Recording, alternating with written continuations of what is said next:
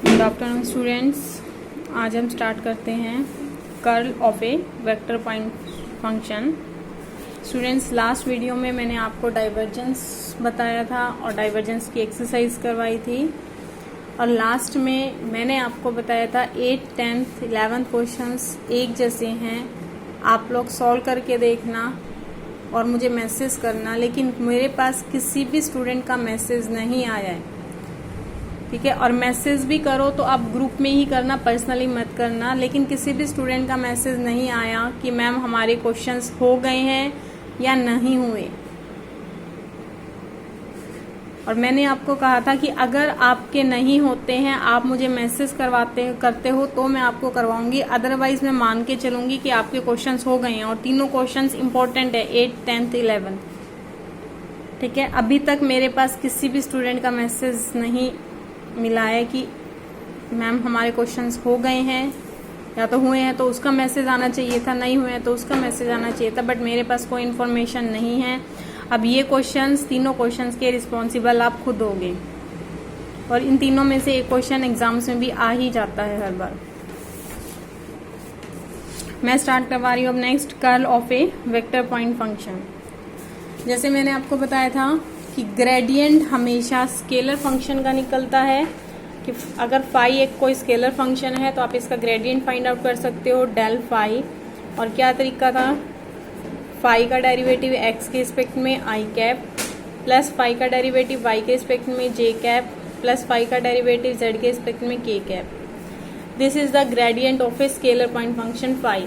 उसके बाद मैंने बताया था अगर कोई वेक्टर आपके पास है, एफ वेक्टर, सपोज किया था f1 i cap plus f2 j cap plus f3 k cap, तो वेक्टर का कभी भी ग्रेडियंट फाइंड नहीं किया जाता, या तो डाइवर्जेंस फाइंड आउट किया जाता है या फिर कर्ल। याद रखना, डाइवर्जेंस भी हमेशा एक वेक्टर पॉइंट का निकलता है, वेक्टर फंक्शन का निकलता है, और कर्ल भी हमेशा वेक्टर फंक्शन का निकलता है। डाइवर्जेंस कैसे निकालते हैं, डेल डॉट एफ, क्योंकि डेल भी वेक्टर है, एफ भी वेक्टर है, दोनों की डॉट प्रोडक्ट ले लो तो डाइवर्जेंस निकलता है। और कर्ल किस तरह से निकाला जाता है, डेल क्रॉस एफ। डेल एक वेक्टर है, एफ एक वेक्टर है, दोनों की क्रॉस प्रोडक्ट ले लो, then it will be called curl F.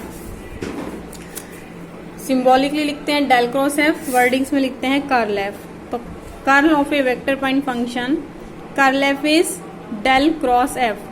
Student del की वैल्यू पुट करी, करली करली एक्स आई कैप प्लस करली curly y j cap plus करली curly z k cap, means del cross F is equal to curly curly x I cap plus करली curly y j cap plus करली curly z k cap cross F vector. फिर देखो, ये करली curly x scalar है, ठीक है। आप इसको इसके साथ भी लिख सकते हो, आई के साथ भी लिख सकते हो, पूरे से बाहर भी लिख सकते हो, क्लियर है।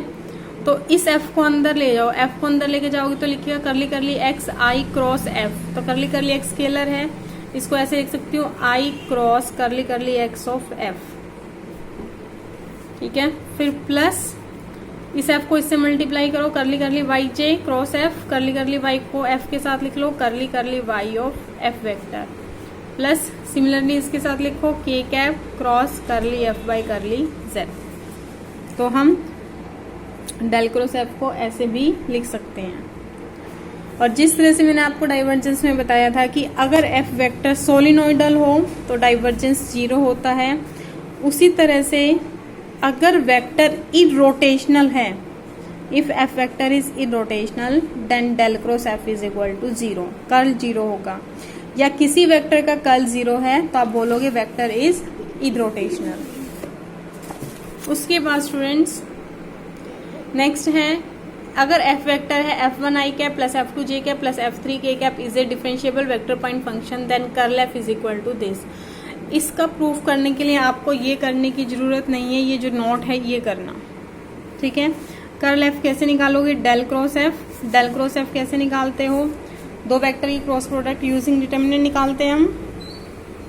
फर्स्ट रो में आई जे के, सेकेंड रो में डेल के component, curly curly x curly curly y curly curly Z, third row में एफ के component F1, F2, F3 expand करो, आई के साथ एक्सपेंड करोगे क्या आएगा, करली F3 by curly y minus करली F2 बाई करली जेड। ये इसको भी छोड़ दो, स्किप कर दो, सीधा इस पे आ जाओ। करली F3 बाई करली वाई करली F2 बाई करली जेड, ये टर्म आ जाएगी।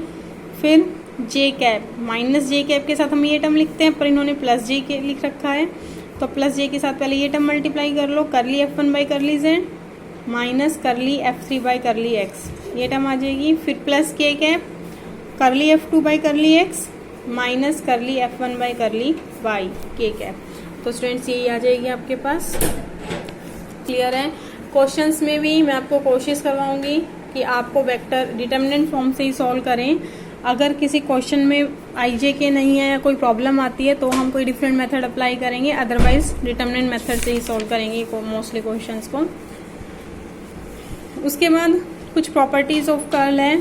First property del cross F plus G, जैसे आपका डेरिवेटिव हो d d x of F plus G, सीधा सीधा खुल जाता है d d F plus d d F G. वही चीज ये है, सीधा सेपरेट हो जाएंगी direct, del cross F plus del cross जी। तो पहले हम जो फर्स्ट प्रॉपर्टी है इसका प्रूव करते हैं। फर्स्ट प्रॉपर्टी देखो, एफ और जी दोनों ही वेक्टर हैं, तो लिया f vector is F1 i cap plus F2 j cap plus F3 k cap and g vector is G1 i cap plus G2 j cap plus G3 k cap.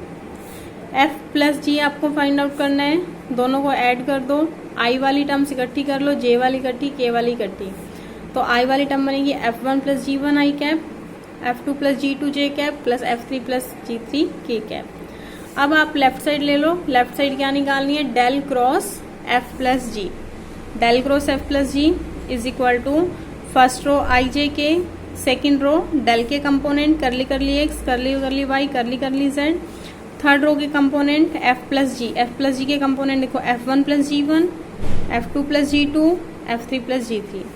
अब student इसको expand कर लो, आई cap के साथ expand करोगे this term, करली curly y of this minus curly curly z of this. तो इसी तरह से स्टूडेंट्स आप खुद इसको एक्सपेंड कर लेना, ठीक है। उसके बाद आप क्या करो, देखो F वाली टर्म इकट्ठी कर लो, यहाँ से F वाली टर्म क्या, करली F3 by curly y minus करली F2 by curly Z plus जी वाली एक ब्रैकेट में कर लो, करली G3 by curly y minus करली G2 by curly z i cap plus इसी तरह देखो F1 वाली इकट्ठी कर लो, करली F1 by curly z minus करली F3 by curly x plus जी वाली इकट्ठी कर लो, करली G1 by curly z minus करली G3 बाई करली एक्स, ये वाली टर्म, ठीक है। इसी तरह इस ब्रैकेट में इकट्ठी कर लो। फिर स्टूडेंट्स क्या करो, इन ब्रैकेटेड के जो फर्स्ट टर्म है, फर्स्ट ब्रैकेट है उनको कलेक्ट कर लो, F वाली को कलेक्ट कर लो, तो this term into I cap plus this term into J cap plus this term into के कैप, ये टर्म आ जाएगी। सिमिलरली जो सेकेंड टर्म है उसको एक ब्रैकेट में रख लो, जी वाली को। और आप देखो स्टूडेंट्स ये किसकी वैल्यू आ गई, कर्ल एफ की, और ये वैल्यू आ गई कर्ल जी की। तो curl F plus G is equal to curl F plus curl G, ठीक है। और सेकंड स्टेटमेंट है del cross phi F, del cross phi F. इसमें भी देखो एक स्केलर और एक वेक्टर है, इनके बीच में ना डॉट है ना क्रॉस है, ऑर्डिनरी मल्टीप्लिकेशन है फाई एफ। तो इसका जनरली जैसे डिफरेंशिएशन का रूल लगाते हो वैसे लगाओगे, first function as it is, second का डिफरेंशिएशन डेल एफ लिखा, डॉट क्रॉस में अभी आपको बताती हूँ कैसे लगाओगे, प्लस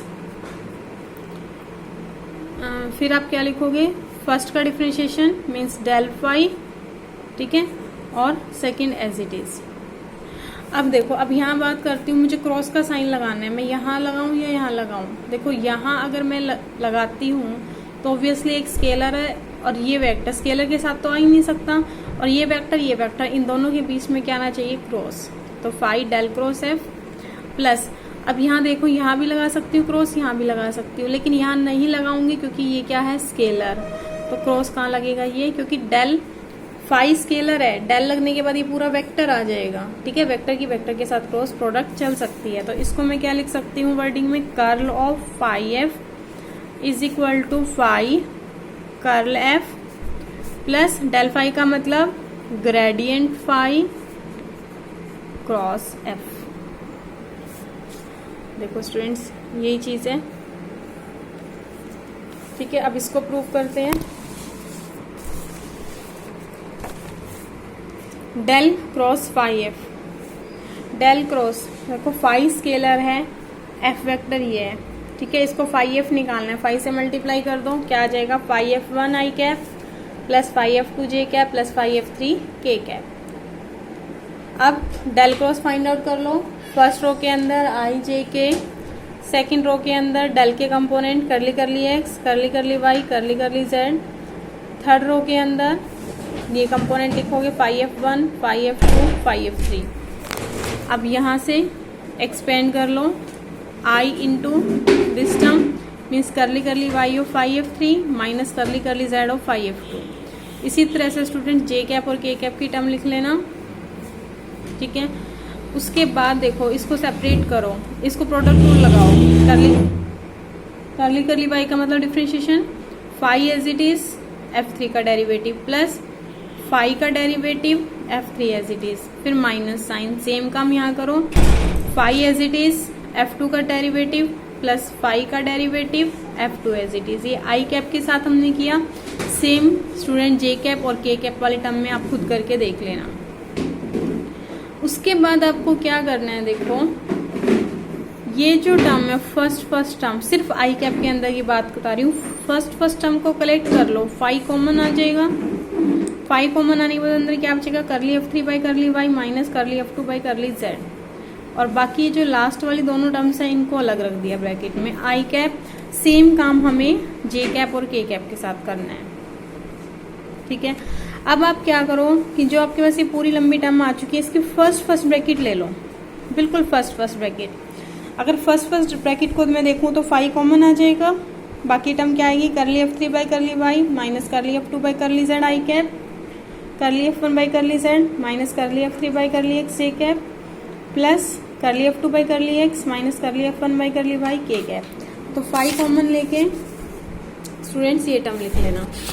उसके बाद जो सेकेंड टर्म है इनको एज इट इज लिख दो, this term into I cap plus this term into J cap plus this term into के कैप। ये ब्रैकेटेड में आप एज इट इज लिख देना। डेल, ये क्या बन गई आपकी, del cross f, this term is del cross F plus इसको देखो क्या लिखा है, आई जे के, ठीक है, करली फाइव बाई, क्योंकि इसमें टर्म दिखी है करली फाइव बाई करली एक्स, करली फाइव बाई करली वाई, करली फाइव बाई करली जेड, तो लिखा करली फाइव बाई करली एक्स, करली फाइव बाई करली वाई, करली फाइव बाई करली जेड, नीचे F one F two F three. अब देखो स्टूडेंट्स, अगर मैं इसको एक्सपेंड करती हूँ तो ऊपर वाली टर्म आ जाएगी। जैसे मैं एक टर्म एक्सपेंड करके दिखाती हूँ, आई वाली टर्म एक्सपेंड करूँ, यहाँ से करूँ एक्सपेंड, क्या आएगा, curly phi by curly y into f three minus curly phi by curly z into f two, ये टर्म आ जाएगी।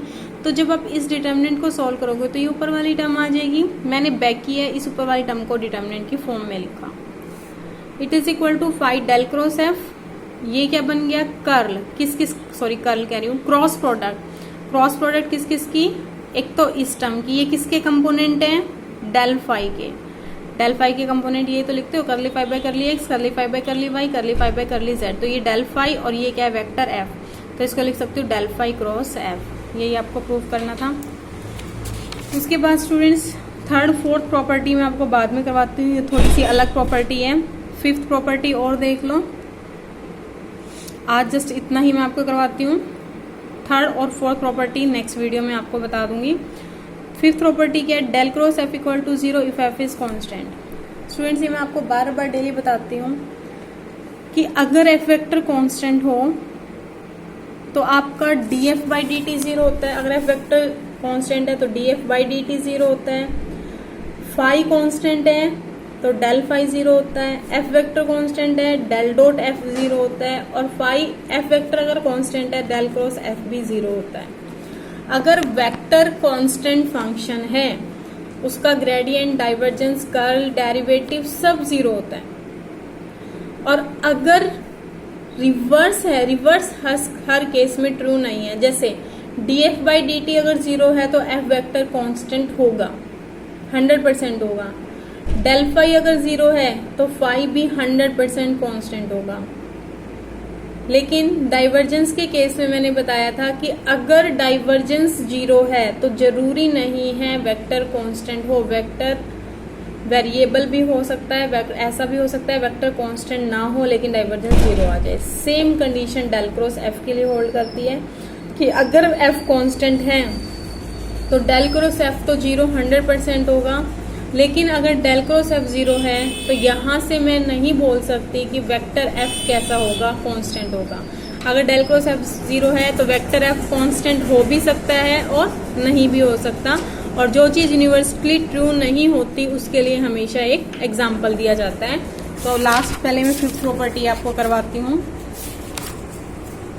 देखो, सबसे पहले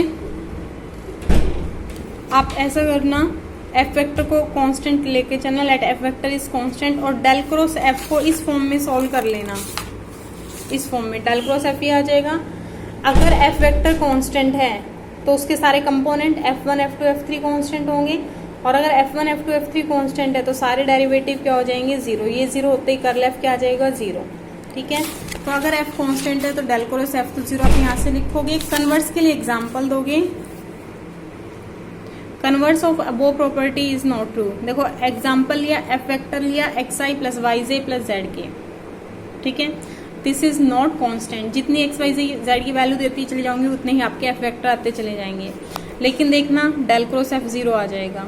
करली एफ बाई करली एक्स निकालना i cap, curly F by curly y j cap, curly F by curly z k cap, या इसको ऐसे भी छोड़ो, आप सीधा निकालना इसमें del cross F is equal to i j k curly curly x curly curly y curly curly z, F के कंपोनेंट एक्स वाई जेड। इसको करो सॉल्व, i इंटू एक्सपेंड करो curly z by curly y minus curly y by curly z minus j cap curly z by curly x, इससे करोगे minus curly x by curly z plus k cap curly y by curly x minus curly x by curly y। देखो students, आ गए 0, क्योंकि z का derivative y के respect में सारे इंडिपेंडेंट वेरिएबल्स हैं। ये वैल्यू 0, ठीक है, j के साथ वाली वैल्यू 0, k के साथ वाली वैल्यू 0, तो ऑटोमेटिकली क्या आ गया, ये 0 वेक्टर। ठीक है स्टूडेंट्स, तो आप लोग सिर्फ ये 3 प्रॉपर्टीज कर लेना, 2 प्रॉपर्टी जो है नेक्स्ट वीडियो में करवाती हूँ। अगर इस बीच किसी कोई प्रॉब्लम हो तो आप मुझे ग्रुप पे मैसेज करना।